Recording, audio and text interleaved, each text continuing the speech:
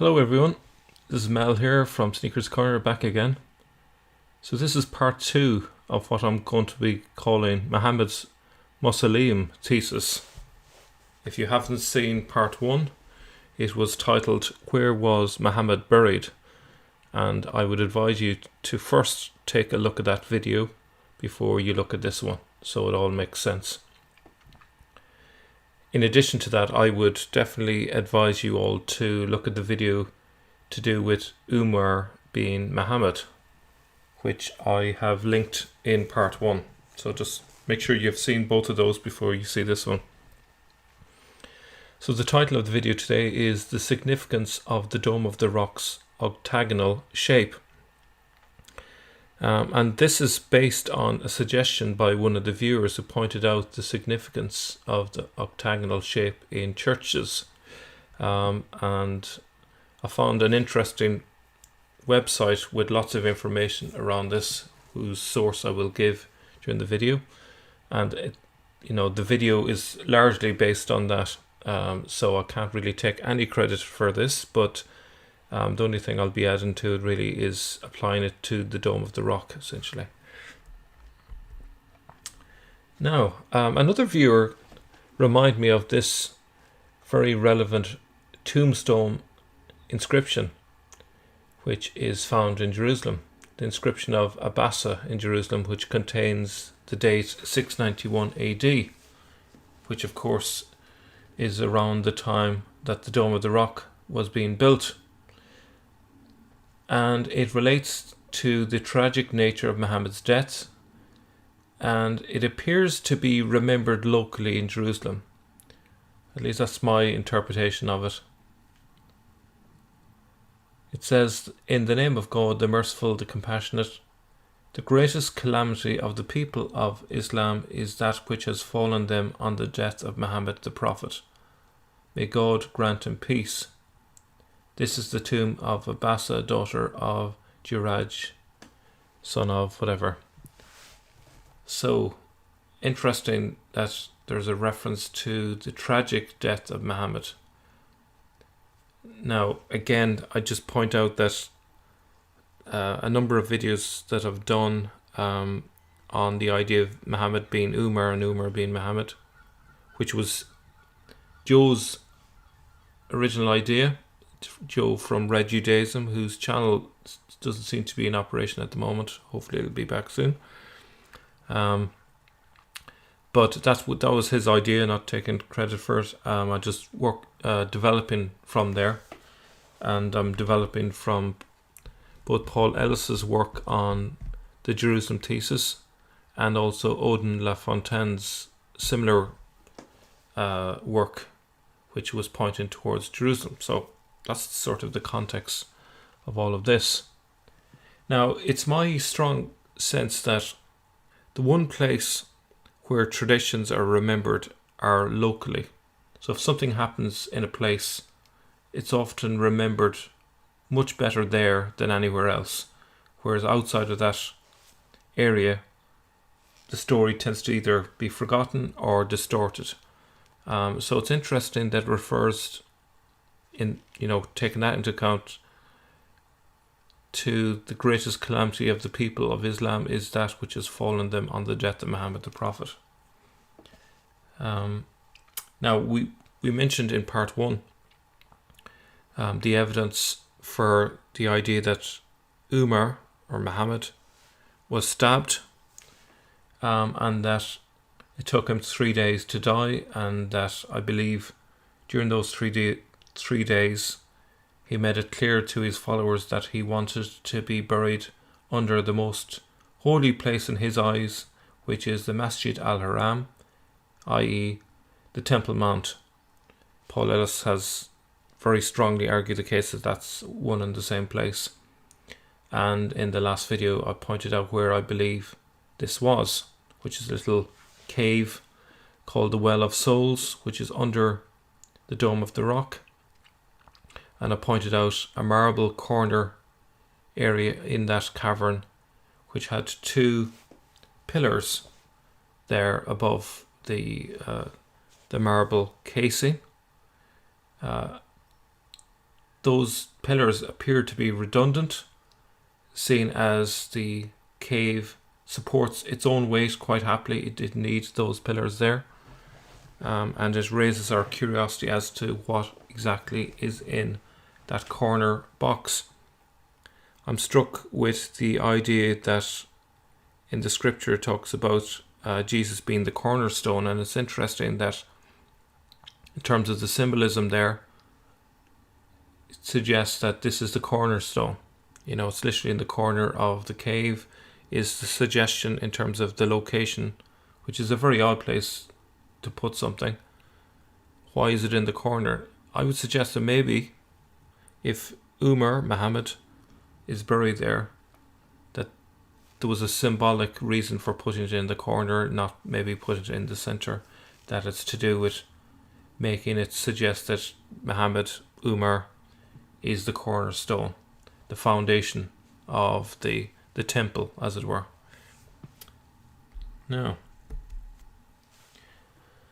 so we also got this other note from a viewer, and apologies to the viewers, I haven't put in your online names, and it's partially because of the nature of the work we're doing. But if you're happy to have your names associated, your online names, please place that under the video. I'm not trying to not acknowledge you, but I'm obviously conscious of the fact that some people don't necessarily want their name associated with this. So this viewer has said the following: this is a long shot regarding those columns in that cavern, but looking at new Project Gutenberg releases of old text, a book about the Knights Templars published in 1842, tells of the attack on Jerusalem in 1244. The Sultan of Egypt was using mercenaries from the defunct Khwarezmian Empire, who seemed to have become barbarous and coarse due to their brutal conquest by the Mongols. And these men, as part of their conquest of Jerusalem, treated the Christians wretchedly, and to humiliate them did various abominable things. The vice master of the temple reported, "They have taken away indeed the sculptured columns which were placed as a decoration before the sepulchre of the Lord, and as a mark of victory, and as a taunt to the Christians, they have sent them to the sepulchre of the wicked Muhammad." Now, where is the sepulchre of the wicked Muhammad? It doesn't say. But just across the valley is that cavern that we mentioned. Would they have gone to the effort of bringing these pillars all the way down to Medina just to shove it in the faces of Christians? Or would they have just brought it across the valley to the tomb that I mentioned? I think if they're trying to taunt the Christians, it would make more sense if Muhammad's sepulchre was in Jerusalem. Because how else are the Christians going to be even aware of where they brought these pillars, these decorated pillars? I think it makes more sense if we assume that that's what happened. So, on to the main topic today. Why was the Dome of the Rock built with an octagonal shape?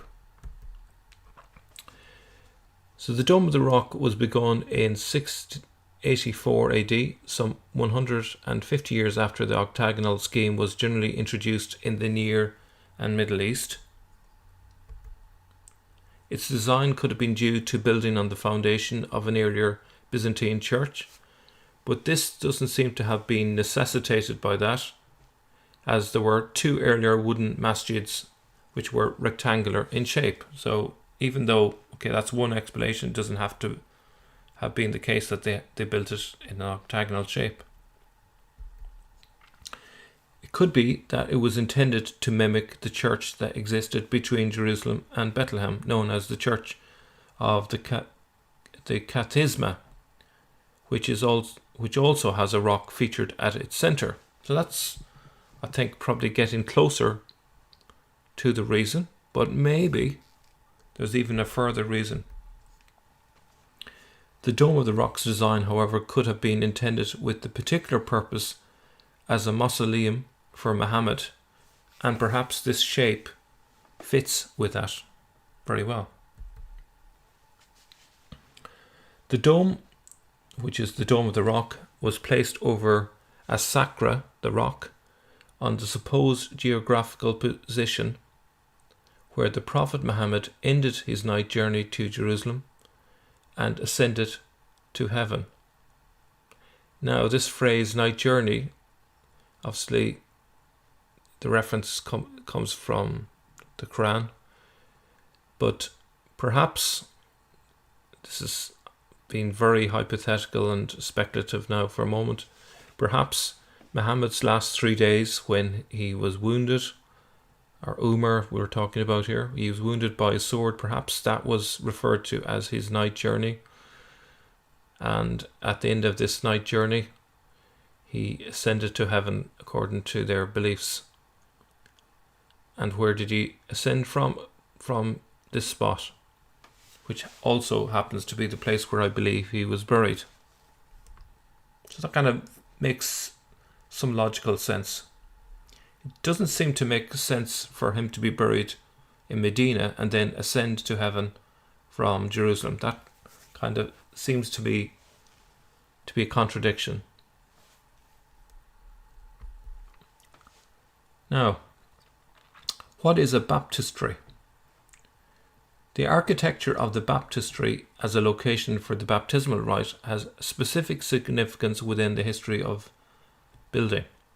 In ancient times, the term was related to a basin, a pool, or other place of bathing. The Latin term baptisterium pointed originally to a vessel which contained water for baptism. The act of baptism is a sacrament which is widely used in a number of beliefs. The inauguration by water is an old custom with a very elementary human background. It can be expected that the form of the building in which such a sacrament took place reflected that elementary character. You can see here the source that I've used for this information, which I strongly recommend you take a look at. It goes on to say, the ecclesiastical writer Tertullian, born probably 160 AD at Carthage, gave in his treatise on baptism the outlines of the baptismal rite. Happy is our sacrament of water, in that by washing away the sins of our earthly blindness, we are set free and admitted into eternal life. Now, notice the Christian belief is that after death we enter eternal life.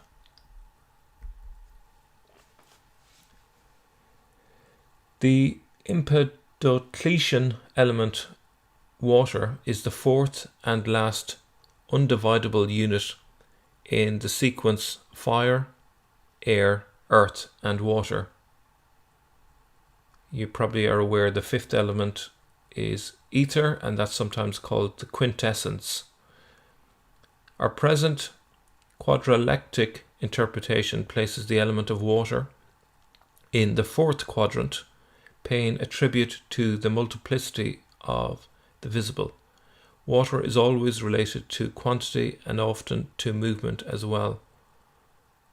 From a biological point of view, the watery is our primeval environment. We are born in the all-embracing presence of fluid, even before air could feed our lungs.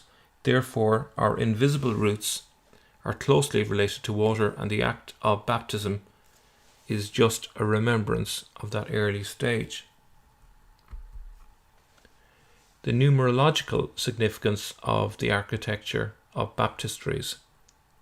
The architecture of baptistries and fonts often had a symbolic meaning which was expressed, probably more than in other forms of building, in a numerological language. The evolution of church floor plans. Davies, 1962, studied the architectural setting of baptism and noted that the earliest baptistries of the 3rd and 4th centuries were square or rectangular, with or without an apse at one end. They can be found in Egypt, Greece, North Africa, Palestine and Syria, and persisted until the 7th century. In other areas like France and Italy, the quadrilateral outline changed into a round or octagonal plan from the middle of the 5th century onwards. The evolution of the ground plan from a circular outlay, see number 1 there in the diagram, to the cross, number 2, which actually, if you look at a lot of churches, you'll find that it's in that cruciform shape with the aisle running down the middle and so on. Then number 3, the square, and it finds its apoptosis in the octagonal and polygonal features of the ground plan, as we see in number 4.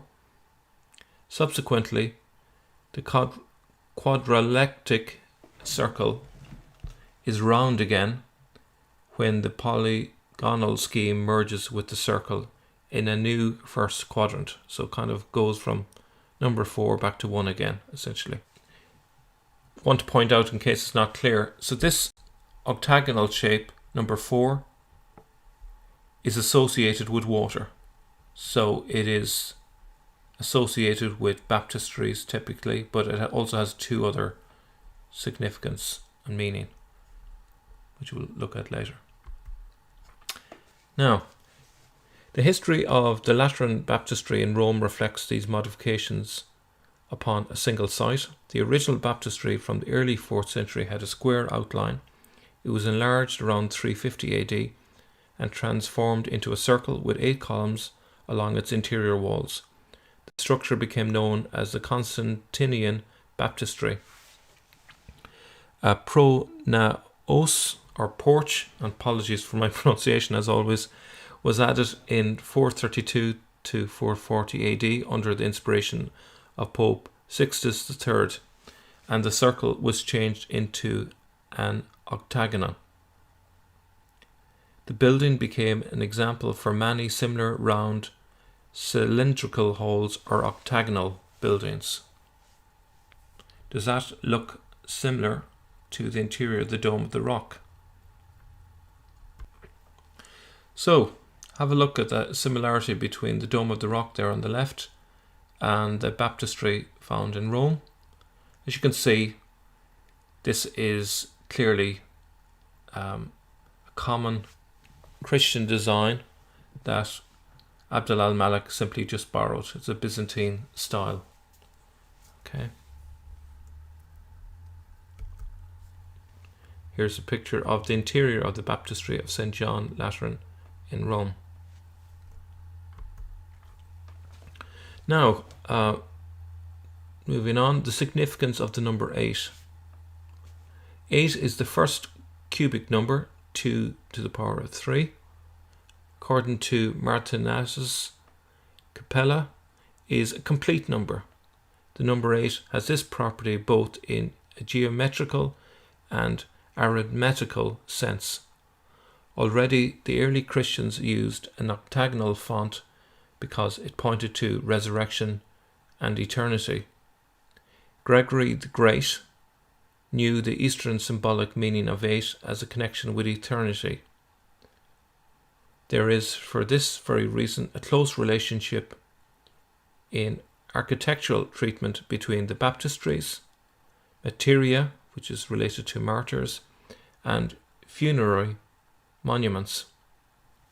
It was on the 8th day that Jesus rose from the dead. The theme of death and resurrection was related to baptismal regeneration.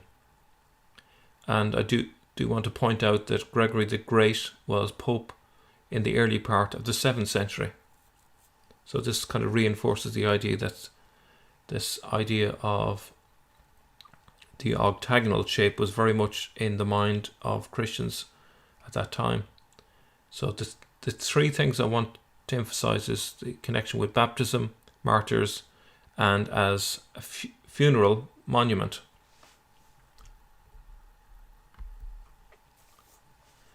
The Dome of the Rock looks a lot like a mausoleum for Muhammad.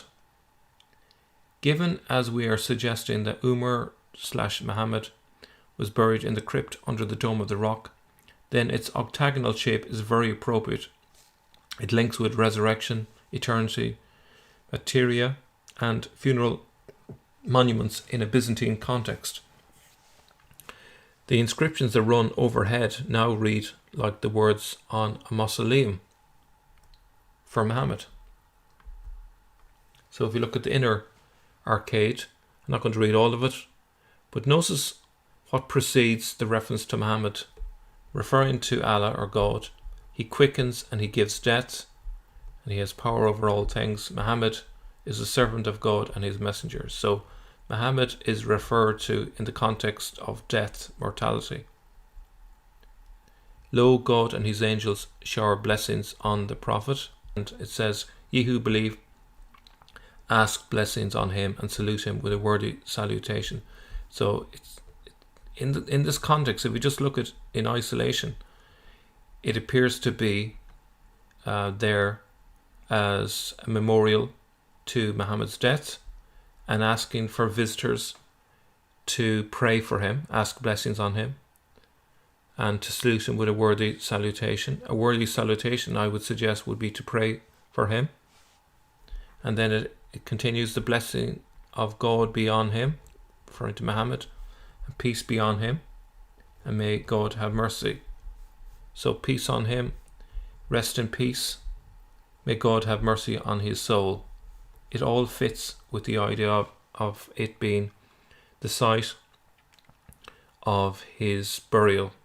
And notice that the inscriptions run around the outside, overlooking the rock, the sacra, and underneath that sacra is that cave. So it fits perfectly. If we look at the outer arcade, it says, Muhammad is the messenger of God. Lo, God and his angels shower blessings on the Prophet. Again, the idea of Muhammad being prayed for. And ye who believe, ask blessings on him and salute him with a worthy salutation, which would be to pray for him. I would suggest that it's all about praying for the dead Muhammad, asking for God's mercy on him, and so on. We can see similarities with more recent mausoleums like that devoted to Lenin. As we know, Lenin had a massive mausoleum built for him, and also for Stalin. His body was exposed and people came in lines to visit the body. There we can see a picture of Lenin with the body of Stalin to the right. He was viewed annually by thousands of tourists in Moscow. Can we imagine people heading down into the crypt underneath the Dome of the Rock to pray for Muhammad? Perhaps doing a few circles upstairs under the arcade, remembering him, going around praying in circles and then going down to visit him. And we saw the star shape on the tiles in the last video where the pilgrims could have knelt and prayed for him. Okay, obviously this is long before the Abbasids disproved of the idea of going to pray at people's graves and so on. Okay. So these function to keep the dream alive after the founder has died. The purpose is that the ideologue is dead, but the ideology lives on, and that's really the function of having a Dome of the Rock dedicated to Muhammad. It's totally different from other mosques. It wasn't built to hold large numbers of people. It was meant to be a dignified place that Muslims could go and visit the remains of Muhammad and have a quiet moment down below. And it was never intended for large crowds in there. And that was the reason behind it. It wasn't the function of it to be a regular mosque. It was meant to be something else. So my conclusion, and as I say, it's tentative, and this is still the early stage of the research. It's a hypothesis. I suppose we could use the word thesis because there's quite a bit of evidence, but I think we'll stick with it's a hypothesis at this stage. If Muhammad was buried in Jerusalem, given the confusion over the first 2 centuries of Islam due to the destruction of Umayyad era records and widespread misinformation, it is conceivable that a supposed location for Muhammad's burial site in Medina could have been quite happily accepted by the masses. It is also conceivable that a faint memory of Muhammad's, i.e. Umar's, true resting place in Jerusalem was retained until the time of the Crusades. Thank you for watching.